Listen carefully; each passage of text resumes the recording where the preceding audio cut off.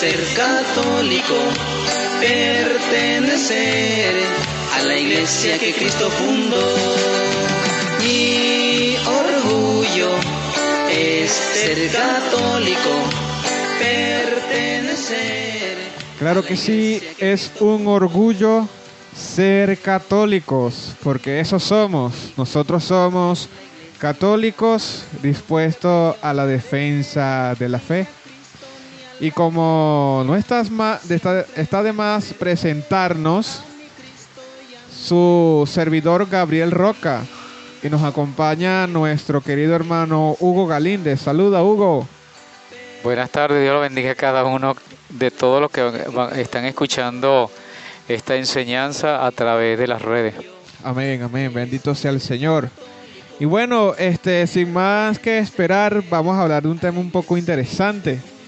La vez pasada hablamos sobre los testigos de Jehová. Hoy les toca nada más y nada menos a nuestros queridos hermanos, los mormones. El problema de los mormones se llama este pequeño podcast, ¿no? Para comenzar, me gustaría comenzar con una cita del apóstol Pablo en Segunda de Corintios. Segunda de Corintios, capítulo 11.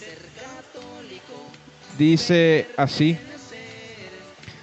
ojalá me toleráis un poco de locura, y sí, toleradme, porque os celo con celo de Dios, pues os he desposado con un solo esposo para presentaros como una virgen pura a Cristo.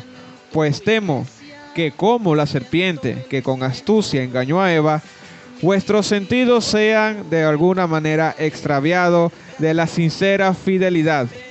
Porque si viene alguno predicando otro Jesús de que os hemos predicado, y os recibís otro espíritu del que habéis recibido, u otro evangelio del que habéis aceptado, bien lo toleráis.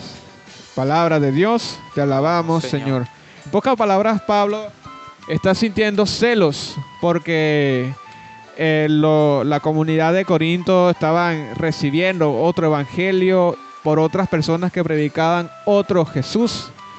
Entonces algo así está sucediendo con las sectas, específicamente con esta secta protestante, bueno, más que protestante, secta, ¿no?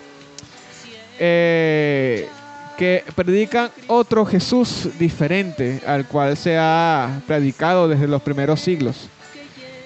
Casualmente, bueno, vamos a entablar una conversación referente digamos, a estos hermanos que no está más lejos de la realidad con la palabra de Dios. A ver, Hugo, ¿tienes algo que decirnos respecto a esto?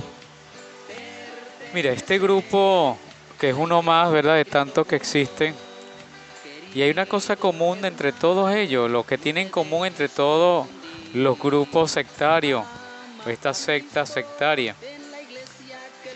Nacieron en los Estados Unidos, en el norte, Estados Unidos de América, y el cristianismo no nació en Norteamérica, el cristianismo nació en Jerusalén, y de eso hay datos históricos, reseña histórica, y todos estos grupos, la mayoría han nacido en los Estados Unidos. Sí, claro, es que es efectivo, ¿no? Bueno, hablando un poquito de materia, ¿no? Con respecto a este tema de los mormones, podríamos decir que su fundador principal es Joseph Smith, un personaje que desde pequeño ha sido piadoso, pero no sé si está especificado de qué religión pertenecía antes, ¿no? Creo que él era metodista, si no me equivoco. Él pertenecía a la secta metodista. Y bueno, fue desde pequeño teniendo muchas revelaciones, ¿no, Hugo? Respecto a... Sí, a Joseph Smith, ¿verdad?, que es el fundador, el iniciador de este movimiento, ¿verdad?, sectario, dice que tuvo unas revelaciones, que un ángel del cielo un tal Moroni se le apareció y que con el don del poder de Dios y que lo escribió por Mormón hace 1500 años, antes sobre unas planchas de oro, el cual encerraba la plenitud del Evangelio. Sí, sí. Bueno, ese pasaje lo podemos encontrar en el libro de Mormón, porque a diferencia de los hermanos evangélicos, de los hermanos testigos de Jehová y de muchas otras sectas, a diferencia de ellos, este grupo contiene el libro de Mormón como otro libro inspirado, que contiene, según ellos, la plenitud del Evangelio de Jesucristo. Según ellos, ¿no? Entonces, por eso quería iniciar con esta cita, ¿no? Porque entonces están predicando ya por ahí un Jesús distinto.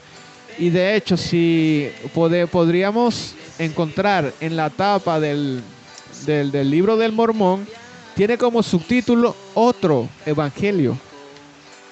Otro, o ¿cómo es? Otro, ¿cómo decía? Otro testamento de Jesús. Entonces, fíjense lo grave, ¿no? Entonces plantea una doctrina muy, digamos que radical en algunos aspectos. Hay cosas positivas a resaltar con respecto a los mormones. Y es que ellos, chicos, no son malas personas. No son ni tan malas personas, hasta caen bien. Ellos manejan un lenguaje, digamos, educado. No son tan agresivos como se diría de un pentecostal unitario o un pentecostal trinitario. Digamos que si tú mantienes una postura de cierta radicalidad, ellos te respetan, chicos.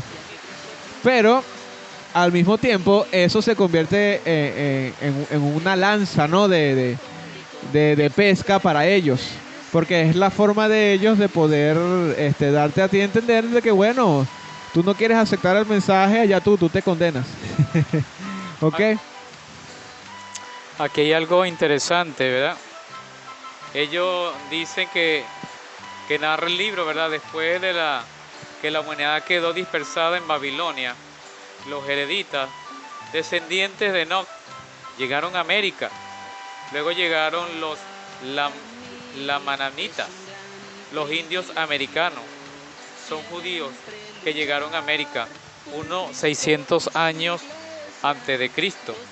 El propio Jesús, América, una vez resucitado para formar el mundo nuevo, una iglesia con otros 12 apóstoles. Sí. ¿Qué te parece? Sí, por eso, es específicamente otro testamento, o prácticamente como diciendo otro evangelio. Ok. Entonces, y hay algo interesante allí con la palabra de Dios, pero lo vamos a verificar un poquito más adelante, ¿no? Bueno, uno de los aspectos fundamentales de esta agrupación, principalmente, ¿qué es? De que ellos asumen tener una descendencia judía. Fíjense, asumen tener una descendencia filial judía, especialmente Joseph Smith. Tiene inclusive si investigamos un poquito más la historia de Joseph Smith, tiene una falsa, digamos, genealogía, una falsa descendencia judía, del cual, bueno, eso no es totalmente cierto, porque justamente apareció eso, o esa descendencia, esa genealogía, después de que consiguió las planchas de oro. Pero vamos a entrar un poquito en materia con respecto a eso. Primero, ¿quién era Joseph Smith? Bueno, Joseph Smith era un metodista, ¿ok? Bueno, digo yo que es metodista, no sé si estoy en lo correcto, ¿no? Pero lo cierto es que él tuvo una revelación un día, una noche en su cuarto, en donde se le apareció un ángel. Esto está en el libro de Mormón, en la parte donde dice Joseph Smith, en donde el ángel se le aparece como Moroni, y este ángel le dice que tiene que reestructurar la iglesia. 1500 años después, tuvo que reestructurar la iglesia porque ninguna era. Ya había sucedido la separación de la iglesia por parte de Martín Lutero. Ya estaban los protestantes, ya estaban los anglicanos, ya estaban los luteranos, ya estaban los metodistas, ya estaban los presbiteranos, ya estaban los calvinistas. Y no conforme a eso, también estaba la iglesia católica. Y no conforme de eso, Joseph Smith tuvo la revelación de que tenía que reformar aún más la iglesia, más reformada. Imagínense, qué locura, ¿no? Entonces, este ángel le dice que buscara unas planchas de oro que más adelante se denominará el libro de Mormón. En las planchas de oro estaba escrito el libro del Mormón en inglés. Entonces, por aquí, a partir de aquí, bueno, el Joseph Smith surge la aventura de buscar las planchas y bueno, forma su supuesta reforma, la iglesia purificada, ¿no? Ellos creen en algo. Ellos creen de que a partir de la persecución de los primeros cristianos, la iglesia se paganizó. Ellos creen que la iglesia se paganizó con los romanos, que la iglesia no persistió y como se paganizó, no es pura. Nada de lo que los apóstoles, tales como San Irineo de León, tales como San Ambrosio, que son de los primeros cristianos, tales como el mismo San Ignacio de Antioquía, y pare usted de contar. Dando a entender de que nada de lo que surgió después de Juan es válido. Nada de lo que surgió en la iglesia después de Juan es válido. Entonces, precisamente, algo que contradice, que se contradicen en ellos mismos, porque si nada de lo que sucedió después de esto es válido, entonces, ¿por qué tienen la Biblia? Hay un dato importante también en esto. Dicen que Joseph Smith fue un niño muy piadoso. Él era un niño muy piadoso y tenía valores cristianos. Pero tenía poca salud. Y una cosa importante en esto de las revelaciones que tuvo de unos ángeles que brillaban como la gloria y superaban a toda descripción. Y uno de ellos le dijo, como el mismo Jesús recibió en el Jordán: este es mi hijo el amado, escúchenlo.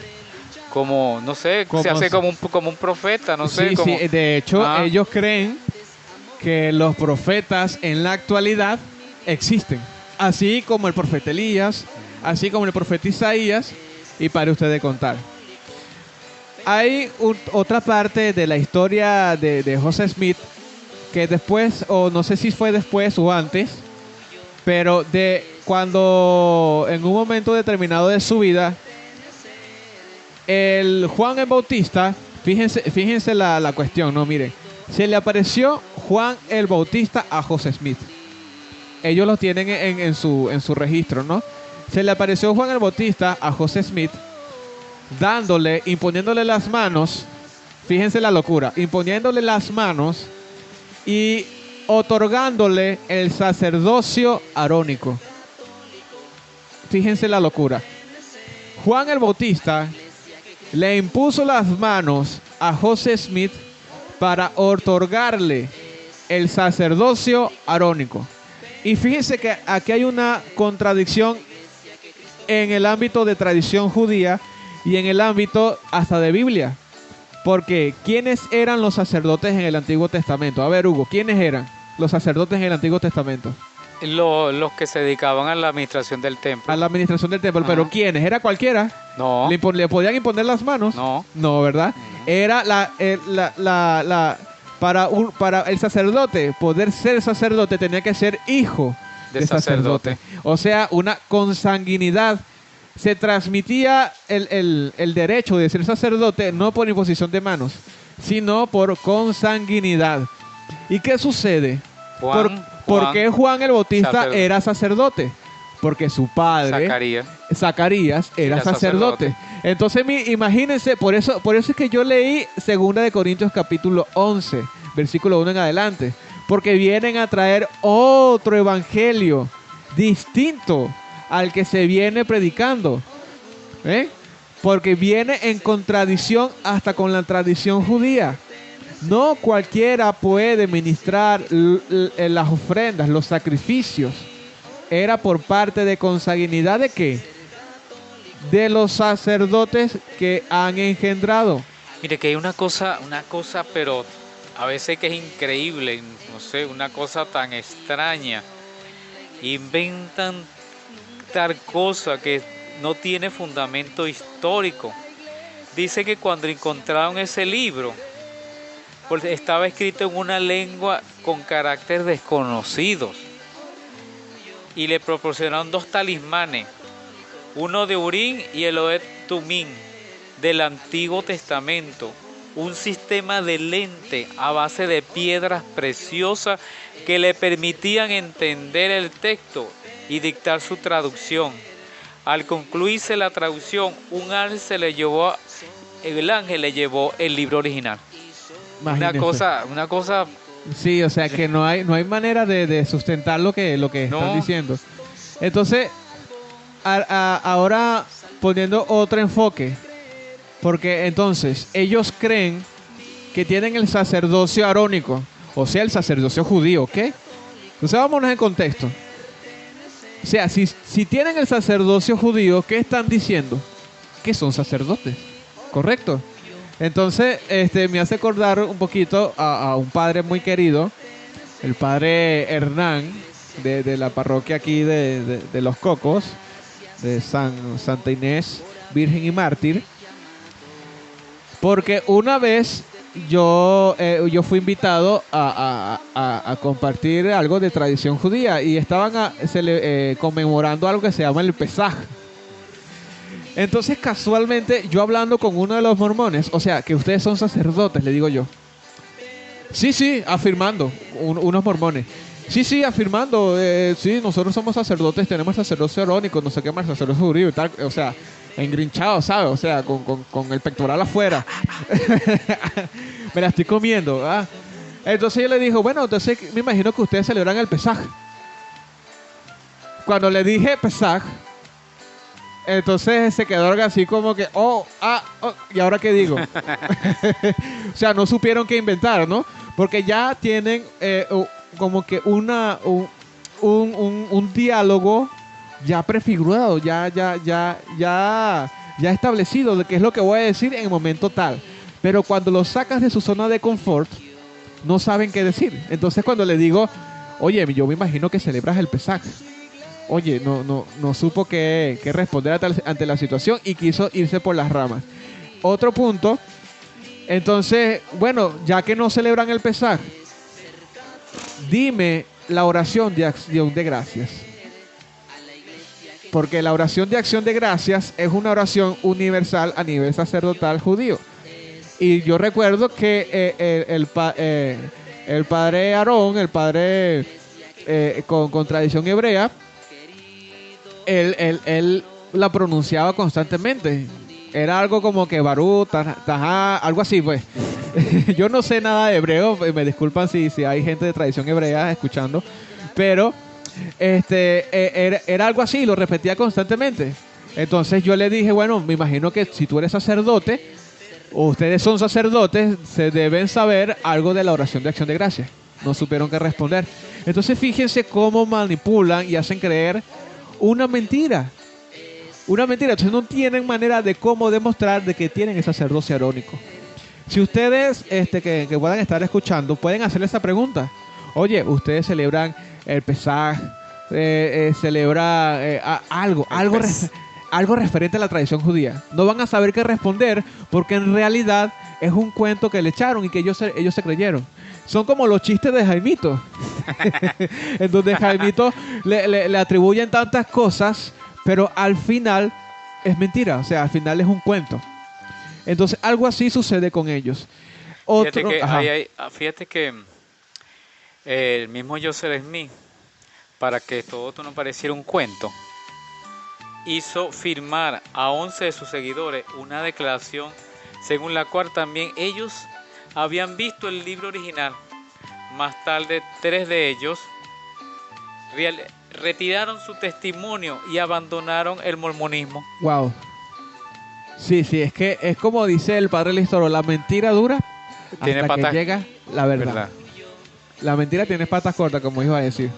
Y la mentira dura hasta que llega la verdad. Otro elemento en su doctrina de que ellos, fíjate la gravedad del asunto, ¿no? También, así como se le apareció Juan, el Bautista, se le apareció a Joseph Smith en una resurrección gloriosa, los apóstoles Pedro, Juan y Santiago. Esto todavía sigue en el ámbito de la historia de Joseph Smith. En el libro específico de la historia de Joseph Smith, de los mormones. Ojo, de los mormones. No estoy haciendo algo lejano a la doctrina de ellos, ¿no? Entonces, sacando esto de aquí, se les apareció en un cuerpo glorioso, resucitado. Según ellos, resucitado. Pedro, Santiago y Juan. Entonces, con ese cuerpo glorioso, según ellos, estos 3 apóstoles les impusieron las manos a Joseph Smith. Y ahora no solamente tiene Joseph Smith sacerdocio de Aarón, sino también el sacerdocio de Melquisedec, chico. ¿Ah? O sea, que según ellos mantienen esa tradición. Ahora, yo le hice una pregunta también a esos mismos mormones con los cuales yo estaba hablando, que ¿dónde sale eso en la Biblia, chicos? ¿Que dónde sale eso en la Biblia? En donde, ¿dónde sale eso en la Biblia? Que iban a resucitar la gente en un cuerpo glorioso para imponer las manos. ¿Dónde sale eso? Lo que sí podemos encontrar en la Biblia es que personas, apóstoles de carne y hueso, vivos de carne y hueso, no con un cuerpo glorioso, sino normal, como tú y como yo, imponiendo las manos para que sean apóstoles. Por ejemplo, cuando en Hechos capítulo 1, verso 17, eligieron ¿a quién? A Matías. Los mismos apóstoles, en carne y hueso, no en un cuerpo glorioso. Eso por allí. Cuando en Hechos capítulo 8, con el Simón el Mago, llegaron los apóstoles Pedro y Juan y pusieron las manos en carne y hueso.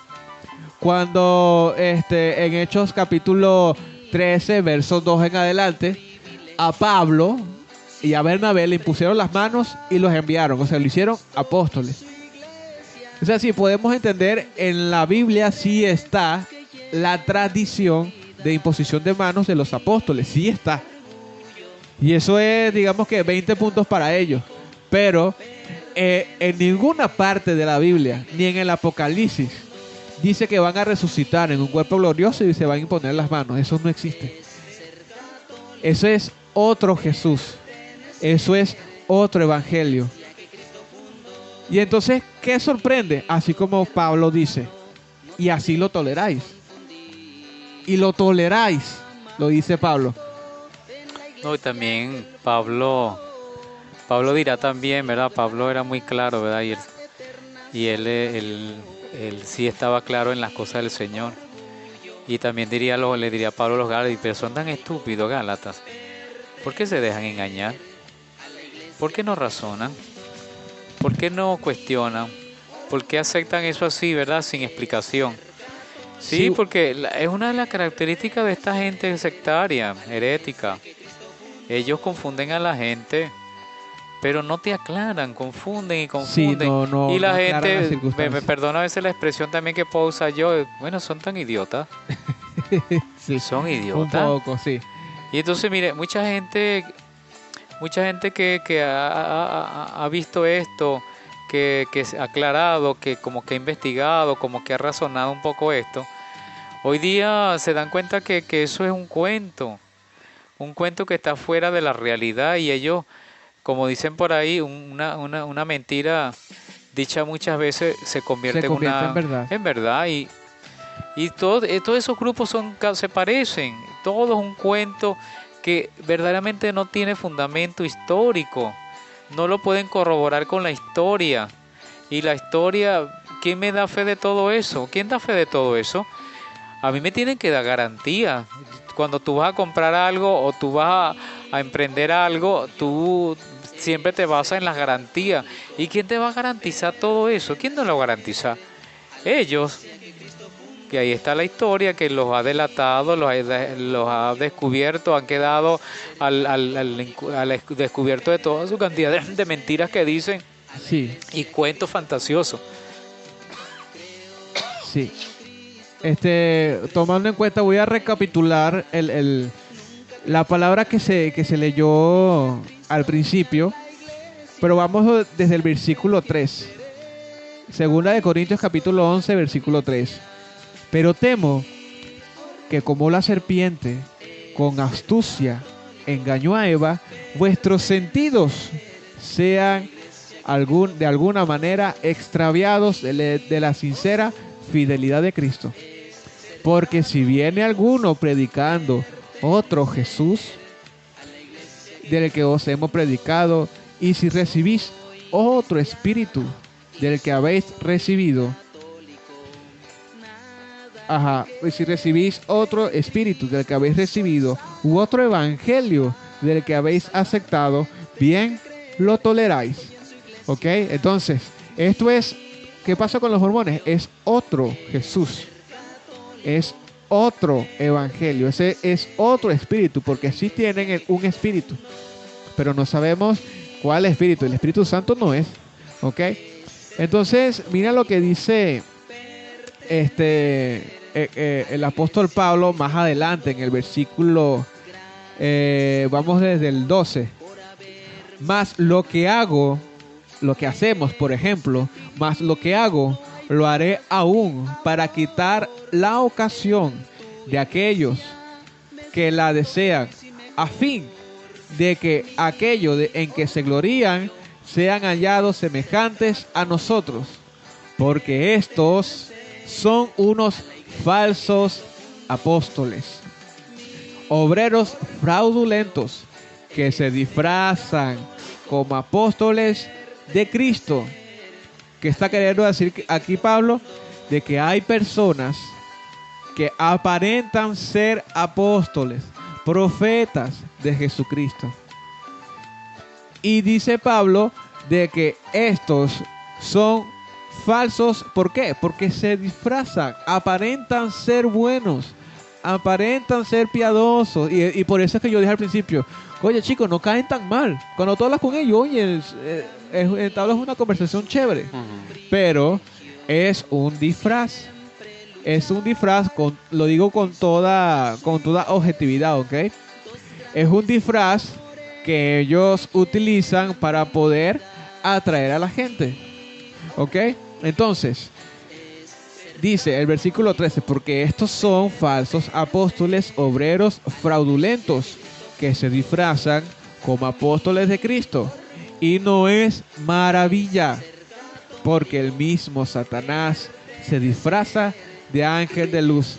Entonces podrían decir, oye, que lo que pasa es que fue un ángel que iluminó el profeta y tal cosa. Epa, cuidado. Que hasta el cuarto, dice la historia de José Smith, que hasta todo el cuarto se puso luminoso, se puso brillante y se iluminó y es una luz, fue una luz agradable y tal cosa. Oye, mira, la misma palabra de Dios nos está diciendo de que Satanás se disfraza de ángel de luz. Por lo tanto, si vienen con luminosidad, con caridad, con cosas buenas, eso es un disfraz para atraer a la gente que no conoce. Sí, mira, hay un dato. Para terminar rapidito, Hugo, el versículo 15. Y así que no es extraño, si también así que no es extraño si también sus ministros, o sea, los ministros de Satanás, sus ministros se disfrazan como ministros de justicia, cuyo fin será conforme a sus obras. Entonces, para culminar, rapidito para darle el pase a Hugo, la palabra de Dios está diciendo que así como Satanás se disfraza de un ángel bueno, un ángel de luz, así también sus ministros se disfrazan de gente buena, de gente que hace cosas buenas, pero en realidad, por la doctrina que traen, son gente mala, son gente que no conviene para la salvación. Ahora sí, Hugo. Aunque el nombre verdadero de los mormones es la Iglesia de Jesucristo de los Santos de los Últimos Días. Hay un dato importante de Joseph Smith. El 6 de abril de 1830 fundó una nueva iglesia, declarándola después de 1500 años el primitivo evangelio, quedando restaurado con todos sus carismas y poder. Imagínate tú la gravedad del asunto, ¿no? O sea, antes de 1830 no existía la Iglesia de los Santos de los Últimos Tiempos, ¿verdad? Antes de 1830 no existía y ahora pretenden en 1830 tener historia. ¡Qué locura! ¡Qué locura! Entonces, podríamos deducir algo, por ejemplo, hablando de historia. Si son la iglesia de Jesucristo, ¿verdad? Si son la iglesia de Jesucristo y tienen historia, entre comillas, desde antes de 1830, ¿por qué aquí en Venezuela llegaron los católicos? O sea, hagamos un poquito de usar las neuronas, porque no llegaron los mormones antes de que la iglesia católica llegara. Es más, vamos a ser un poquito más objetivos. Porque cuando Simón Bolívar se murió en 1825, ¿por qué no habían mormones en Venezuela? Sencillo, porque no existían. No existían. ¿Por qué no hay algo registrado los mormones de 1800 tal? No, ¿por qué no hay? Si hay registros de Francisco de Miranda, si hay registro de Simón Bolívar y de todos estos patriotas de nuestra nación, ¿por qué no hay ningún registro si según están desde antes? Desde antes de la Iglesia Católica, de la Iglesia primitiva. ¿Por qué no hay? Porque no existía. Porque no existían. Entonces, de allí podríamos sacar esa conclusión, digamos, siendo meramente objetivo. ¿Okay? Siendo meramente objetivo ante estas circunstancias. Sí, y todo esto, esos grupos coinciden en lo mismo. Todos coinciden en lo mismo y son algunos detalles, algunas cosas que difieren de uno del otro. Pero todos tienen el mismo fin. Sí. Todos tienen la misma finalidad. Mire, nosotros tenemos que utilizar la razón y el conocimiento. Claro. Eso vale, eso es válido. Esta gente vive diciendo tantas cosas que eso no tiene fundamento histórico. Y arrastran.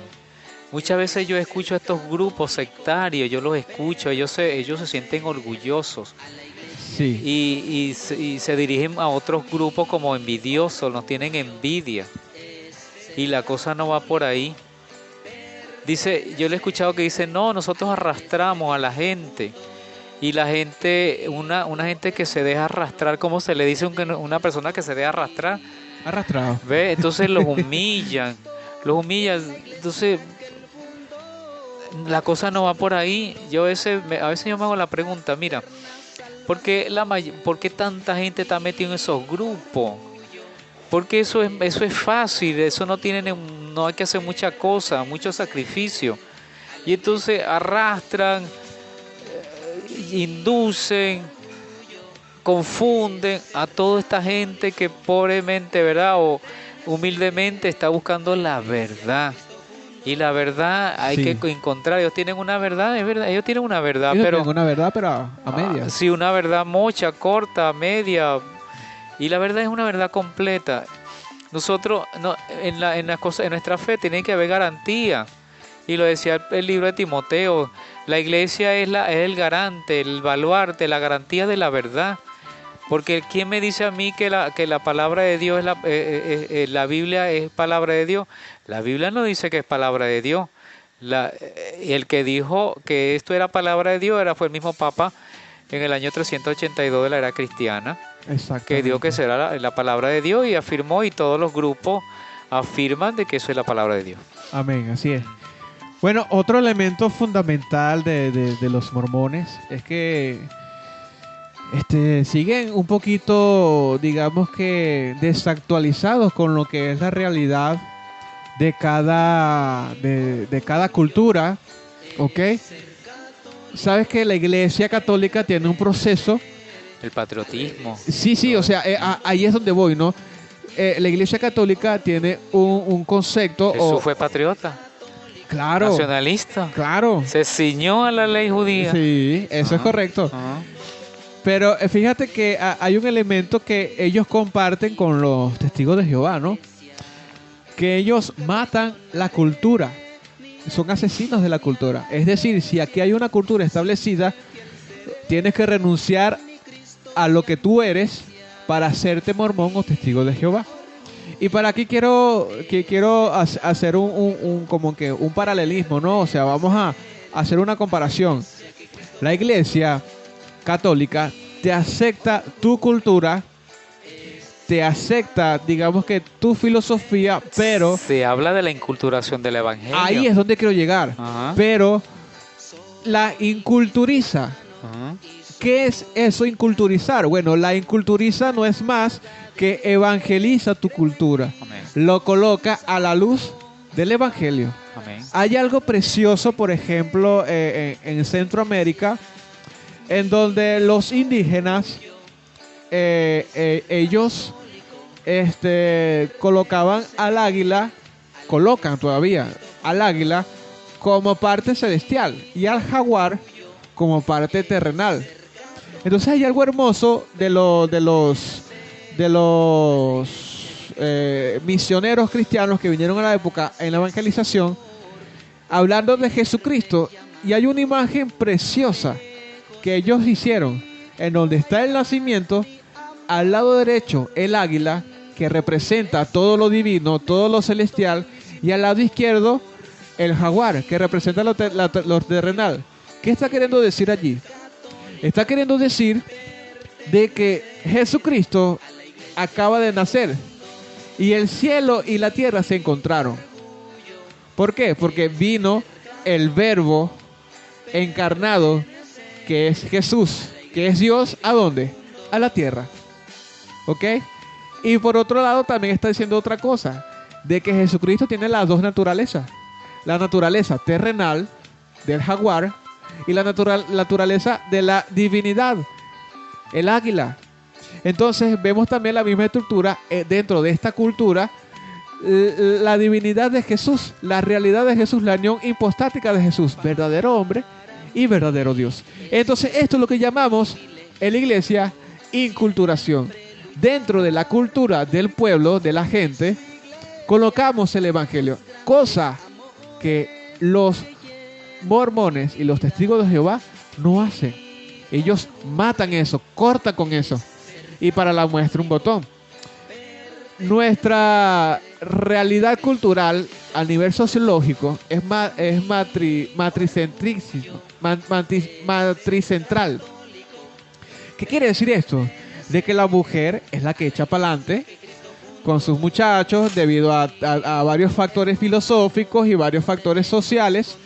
Es la que echa para adelante con sus muchachos, y el centro de todo es la madre. De hecho, a nosotros nos aumentan las madres y nos duele más que en México, a los mexicanos que a los colombianos. ¿Por qué? Porque la madre es el centro. Y los mormones quieren pretender cortar con esta realidad. Sucedió en un momento de que una muchacha joven que estaba trabajando tenía familia, su esposo, sus hijas, y ellos pretendían que ellos pretendían que dejara de trabajar, que no podía trabajar porque según la Biblia el que trabaja es el hombre. ¿Qué te parece? O sea, quieren cortar con la tradición o con la cultura y no hacen un proceso de evangelización, No, sino que fíjate que mochan. aquí cuando llegan esos grupos, ¿verdad? A Venezuela, sobre todo a las partes donde hay etnias, ¿verdad? Ellos le quitan su cultura y le imponen Exacto. su doctrina. Exacto, una imposición. Ajá. Entonces es allí en donde hablamos al principio de que cuando el peligro, que cuando estamos en una secta, una de las raíces fundamentales, ¿cuál es? La irracionalidad. Y eso es una parte de la irracionalidad, en donde tiene que ser como dice la Biblia, radical. Y no es así, sino que todo tiene un contexto, todo tiene un proceso histórico. ¿Ok? Y Jesucristo no andaba diciendo a todo el mundo lo mismo, no. Jesucristo se adaptaba al contexto de la época para poder decir cosas del reino. Y varias veces menciona parábolas. El reino es como tal cosa, el reino es como tal cosa. Precisamente por eso, ¿no? Hay un dato también importante dentro de la doctrina de nuestros hermanos mormones, que la Biblia no es suficiente, ¿verdad?, para conocer el plan de Dios. Y lo que hay que hacer es para salvarse. Y se utiliza también el libro de Mormón, Doctrina.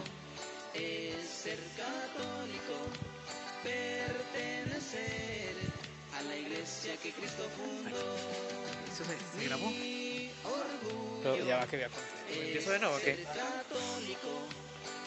Nuestros hermanos mormones dicen que aló.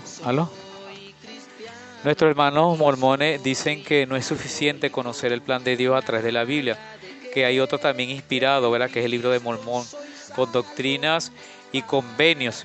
Según los mormones, la revelación no terminó con el último de los apóstoles, sino que continuaba con Joseph Smith y sus sucesores. Y entonces vemos que ellos dicen esto, pero nosotros nos vamos a la historia y esto no se consigue en la historia. Nos encontramos con los padres apostólicos, ¿verdad?, y a los sucesores, ¿verdad?, los apóstoles. Ahí tenemos un personaje muy clave que es San Ignacio de Antioquía, que fue el que le colocó el nombre católico a los cristianos en el mismo Antioquía de Pisidia. Y se dice, ¿verdad?, en la tradición, que este gran santo conoció personalmente a los apóstoles y fue discípulo de Pablo y de Juan. Y hay unos escritos que todavía perduran en el tiempo, en la historia, y tenemos datos históricos sobre todo esto. Y ellos dicen un cuento, pero así, un cuento, una historia, una cosa ficticia, pues. Ficticio. Inclusive, podríamos hablar de San Ignacio de Antioquía, ¿ok? Pero también hay otro apóstol, que fue otro obispo, que Pablo le impuso las manos, que fue Policarpo. Y Policarpo también conoció a San Ignacio de Antioquía. Entonces, aquí vamos a deducir algo. Si los apóstoles, o sea, la iglesia de Jesucristo se mantuvo hasta el último de los apóstoles, bueno, ahí encontramos a Pablo y a Juan. Juan le impuso las manos, quiere decir que lo que impuso las manos, lo que hizo Juan es válido. Entonces Juan le impuso las manos a Ignacio de Antioquía, San Ignacio de Antioquía. Y si vamos de que lo que hizo Pablo también es válido, porque ellos consideran lo que se escribió de Pablo, lo que se hizo de Pablo es válido, entonces Pablo le impuso las manos a San Policarpo. Hermoso. Entonces, fíjense, hasta en eso encontramos una falla. Y yo se los comenté a unos mormones y no supieron qué responder. Se fueron por las ramas y empezaron a decir, no, lo que pasa es que, bueno, lo importante es la salvación, lo importante es que uno se sienta bien, que uno se sienta chévere, y yo tengo la fe y la certeza de que estoy haciendo lo correcto porque si no, no lo hiciera. La irracionalidad, ¿no? Vamos por la parte irracional de lo que es una secta. Entonces eso es delicado, eso es, digamos que un tanto... Fíjate que el mismo Pablo, Ajá, Pablo le dice a Timoteo en el capítulo 4 del verso del 1 al 7, dice que el Espíritu Santo dice claramente que en los últimos tiempos abandonarán la fe por hacer caso de inspiraciones falsas y enseñanza de demonios, de impostores hipócritas, insensibles de conciencia. Tú, en cambio, evita todos estos cuentos de viejas. Más bien ejercítate en la piedad. Dice que es un cuento. cuento de viejas, Sí, casi nada. de gente desequilibrada. Sí, sí. Y tú te ves que la mayoría de esa gente, yo me conozco pues la forma de pensar de toda esta gente y de dónde han sacado todo eso, y hablan de revelaciones. Sí. Y vamos a ver también un grupo que una de sus líderes, que no la voy a nombrar ahorita, pues dice que ella tuvo una revelación y resulta que fue un producto de alucinaciones, de un fuerte golpe que se dio en la cabeza. Bueno, según fuentes que uno investiga, Joseph Smith era catalogado como mitómano. Mentiroso. Desde pequeño era catalogado como, perdón, era catalogado como mitómano. Entonces imagínate a quién están poniendo la confianza los Eso es un desajuste. exacto, Dicen los psiquiatras, los especialistas en conducta, que eso es un desajuste, ¿verdad? De Sí. la conducta. Entonces, bueno, para completar lo que dijo mi hermano Hugo, vamos a leer ahora Gálatas, capítulo 3, versículo 1 en adelante. Gálatas 3, 1 en adelante. Dice: oh Gálatas, insensatos, ¿quién os fascinó para no obedecer a la verdad? Esto podríamos llevarlo a la actualidad. Oh mormones, oh católicos que se pasaron a los mormones, oh Gálatas, insensatos, mormones insensatos, ¿quién os fascinó para no obedecer la verdad? A vosotros, antes cuyos ojos Jesucristo ya fue presentado claramente entre vosotros como crucificado. Solo quiero saber de vosotros. ¿Recibisteis el Espíritu por las obras de la ley, por el oír con fe? Tan necios sois. Habiendo comenzado por el Espíritu, ahora vais a acabar por la carne. Ok, entonces por aquí podríamos sacar una conclusión. Oh, mormones, ¿por qué se dejaron fascinar? Se presentó a un Cristo crucificado, ahora quieren escuchar otro. Ahora quieren escuchar otro testamento. Y dice el versículo 3, tan necios sois. Tan necios sois. O sea, es algo que hay que examinar un poquito, ¿no? Respecto a este tema. Mira, y sigue, Pablo era, por eso que le llamamos las bases de la iglesia, Pablo y Pedro. Por lo luchador, lo guerrero, la fe que tenía este hombre. Y él escribía, por eso es que tenemos todos los escritos de Pablo. Y le sigue diciendo a Timoteo, en la primera de Timoteo 2:20, dice que no hay que añadir otra ni quitar nada de lo que Dios ha revelado en Cristo y a los apóstoles que han transmitido a nosotros. La preocupación de todo cristiano consiste más bien en guardar el depósito revelado. El depósito revelado, lo que decimos, el depósito de la fe.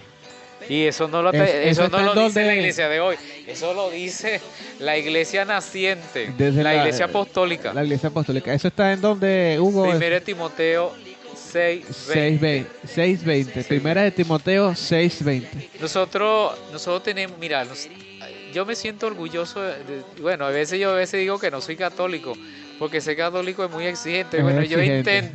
Sí. yo intento, porque esto no es fácil. Esto, mire, hay que tener guáramo. Esto Sí, no es sí. que vamos a hacer cualquier cosa que inventamos un loco que vino a echar unos cuentos. Eso no es así, mira.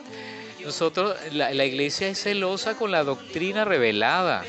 Sí. No que pues, viene cualquier ilusionario, iluminado, qué sé yo. Bueno, fíjate que tanto es el engaño de los mormones que yo hablando con uno de ellos me saca de su libro, no sé si es el primer libro de Nefi o el segundo libro. No recuerdo porque tengo el material digital, pero no es igual leerlo en físico, ¿no? Pero decía algo así, voy a parafrasearlo. Oh, insensato. Oh, insensato, que te crees tal cosa y tal cosa y tal cosa. Oh, y en una parte, oh, insensato, que crees que la Biblia vino de los judíos. Y crees que todo es Biblia, Biblia y Biblia. Entonces yo lo paro allí, ok. Dice aquí, dice de su libro, ¿no? Como ellos, tanto su libro, por decirlo así, su catecismo, su segundo testamento, o su otro testamento, la Biblia dice que vino de los judíos. Y la Biblia no vino de los judíos.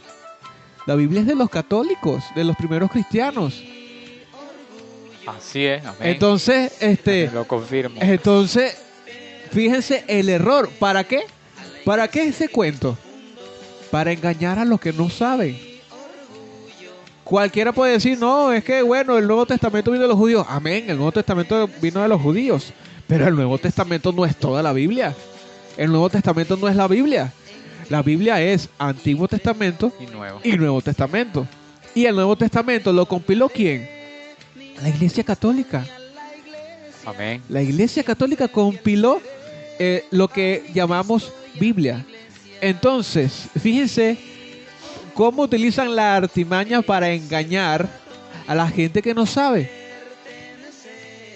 Y para demostrar, ¿no? Porque ellos dicen que la Biblia contiene errores. Entonces aquí podemos también denotar un error de su libro. Porque la Biblia no viene de los judíos. La Biblia viene de la Iglesia Católica. Ya hay un primer error. Tanto puedes tomar el error como tú quieras, como espiritual, como contextual, como histórico, como quieras. En todos los aspectos es un error garrafal adjudicarle la Biblia a los judíos. Bueno, y esto podríamos hablarlo más adelante, ¿no? Con respecto a lo que es la cuestión histórica con la Biblia. Sí, ellos hacen un resumen de la doctrina de ellos, que hay que tener en cuenta cuatro ordenanzas. Ellos las dicen las 4 ordenanzas. Primero, la fe en Jesucristo, el arrepentimiento, el bautismo por inmersión, la imposición de manos para comunicar el don del Espíritu Santo. Entonces, esos son uno de los aspectos fundamentales que ellos manejan, ¿no? Pero no tienen la autoridad, No tienen, la legitimidad. no la tienen porque no Ah. tienen cómo demostrarlo. Ah. No tienen cómo demostrar. Tienen que demostrar eso. Exacto, eso se demuestra, ¿no? Y entonces no hay un apóstol directo que le hayas impuesto la mano.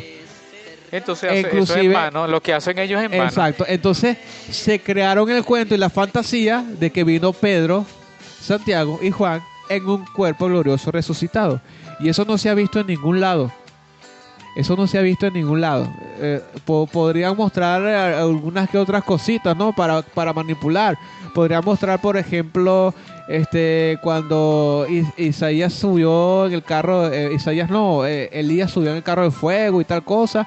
Podrían mostrar cuando Jesús se transfiguró y bueno, vio a Moisés y Moisés y Elías, perdón. Vio a Moisés y Elías, los apóstoles, pero eso no implica un hecho de autoridad. La autoridad se daba a través de la imposición de manos, Amén. pero no por un cuerpo glorioso, sino estando vivo ahí de carne y hueso, físicamente, con el cuerpo corrupto, como dicen por ahí. Entonces eso es una fantasía. un mito. Entonces, si vemos los antecedentes de Joseph Smith, concluimos eso. O sea, eso no existe por ningún lado, no tiene sustento por ningún lado. Bueno, para concluir con digamos, breve bosquejo, porque hay muchas cosas que podríamos decir de esta secta, pero el tiempo no da, entonces tratamos de hacer un resumen. Para darle la cereza al pastel, leemos la misma carta de Gálatas, capítulo 1, verso 6, para darle la estocada final a esto, ¿no? Dice: estoy maravillado de que tan pronto os habéis alejado del que os llamó por la gracia de Cristo, para seguir un evangelio diferente. Ya lo habíamos comentado. Eso de que Jesucristo, eso de que Juan Bautista vino a Joseph Smith, eso de que los apóstoles, eso de que el ángel Moroní, eso es un evangelio diferente, distinto, ¿ok? Y no es que haya otro evangelio, sino que hay algunos que os perturban y quieren pervertir el evangelio de Cristo. Mas si aún nosotros, fíjense, ¿nosotros quién? Nosotros los apóstoles, nosotros los cristianos. Mas si aún nosotros o un ángel del cielo, fíjense, más aún Moroní, les anuncia un evangelio distinto, un testamento, otro testamento de Jesús. Fíjense lo que dice: un evangelio diferente de que os hemos anunciado, sea anatema. ¿Qué es anatema? Maldito. Lo repito: mas si aún nosotros o un ángel del cielo, o sea, Moroní, les anuncia otro evangelio diferente, otro testamento diferente, por ejemplo, del que os hemos anunciado, sea anatema. Como antes hemos dicho, también ahora lo repito: si alguno les predica diferente evangelio del que habéis recibido, sea anatema. Palabra de Dios, te alabamos, Señor. Entonces, Pablo no habla jugandito, Pablo habla en serio. Predicar un evangelio diferente al que predicaron los apóstoles y los sucesores de los apóstoles es sinónimo de maldición. Y si hay un otro ángel, hasta un ángel del cielo, dice, incluso hasta Moroní, el famoso Moroní, predica un evangelio distinto, otro testamento, sea maldito. Entonces, esto es para crear un despertar de la razón, un despertar de la fe, y que escuchemos, no digamos sentimentalmente todo esto, sino que escuchemos con la razón, porque la fe se lleva a la razón. ¿Algo que decir, Hugo? Mira, a mí me fascina todo esto, ¿verdad? Porque es el pueblo de Dios, pues. El pueblo de Dios tenemos que darle lo más posible, lo sano de la doctrina. Nosotros estamos corriendo un riesgo, y a veces lo vengo diciendo de las grabaciones, de las declaraciones que dio San Juan Pablo II en los años 90, hablando sobre este fenómeno de la secta, y le llamaba que eran una amenaza. Es una amenaza.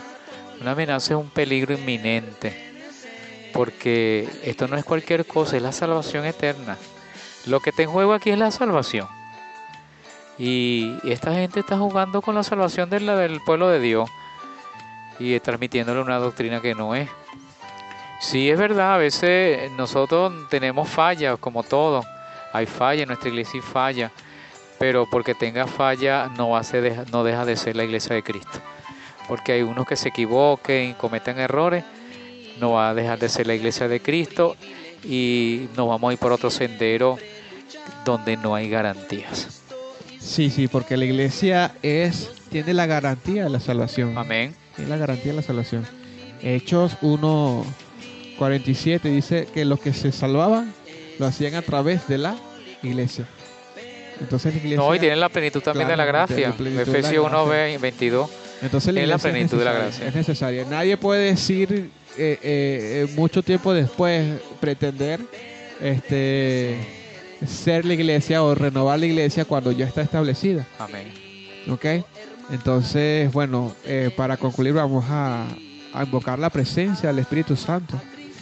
La presencia del Espíritu Santo en el nombre del Padre y del Hijo y del Espíritu Santo. Amén. Amén. Señor, bueno, te damos gracias por este momento de encuentro contigo y te pedimos que por la fortaleza de tu Espíritu Santo, esta palabra, este pequeño compartir del Evangelio, se puedan abrir las puertas, las mentes, las ventanas del alma. Y que sea tu presencia, Señor, el que avive a cada persona que escuchó este pequeño compartir de tu palabra. Pedimos disculpas de antemano ante los escuchantes si se sintieron de algún momento un poco aturdidos por algún comentario. Y bueno, principalmente por la fuerza de Dios que viene de lo alto, se pueda llegar el mensaje del Señor Jesucristo, que quiere la salvación de cada uno de nosotros. Amén. Amén. Padre nuestro que estás en el cielo, santificado sea tu nombre. Venga a nosotros tu reino, hágase tu voluntad en la tierra como en el cielo. Danos hoy nuestro pan de cada día. Perdona nuestras ofensas, como también nosotros perdonamos a los que nos ofenden. No nos dejes caer en tentación y líbranos del mal. Amén. Dios te salve María, llena eres de gracia, el Señor es contigo. Bendita tú eres entre todas las mujeres. Santa Y María, bendito Madre es de el fruto de tu vientre, Jesús. Santa María, Madre de Dios, ruega por nosotros los pecadores, ahora y en la hora de nuestra muerte. Amén. Gloria al Padre, y al Hijo, y al Espíritu Santo. como era en un principio, ahora y siempre, por los siglos de los siglos. Amén. Está bueno.